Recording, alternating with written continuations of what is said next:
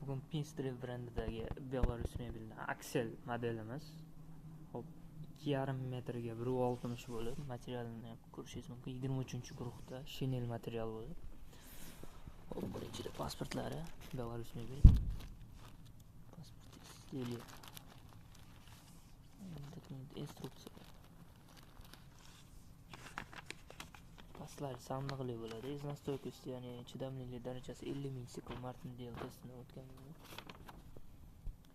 Shunday mumkin. Ichida nimalari bor? Pasport и plus spalniy место bo'ladi. Stoldan yonga qo'yamiz.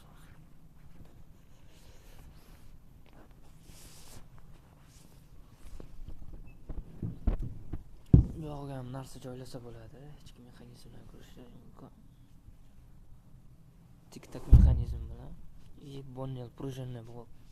Bonnel tizimidagi spalniy место bo'ladi полный. Hop, bu spalniy holatdagi joyi, ya'ni yotoq joyi bo'ldi. Shu holatda ustiga pastel solib полный spalniy место foydalansa bo'ladi. Hop, buni to'ldiruvchilari haqida, material haqida aytib o'tdim. Ya'ni shinel materiali 50 ming sikldagi.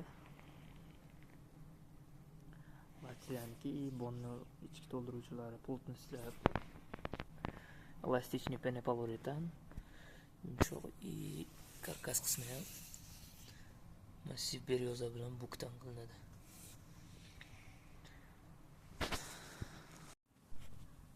Ichki ishlatilgan yog'ochlarni ham ko'rishingiz mumkin. Полный to'g'ri ishlatilgan buk, ya'ni прочность bo'yicha buk bilan beryozaga yetadigani. Undan kuchliroq dub bo'lishi mumkin. Dub endi tashqi fasadlar uchun ishlatiladi. Lekin sifatli material.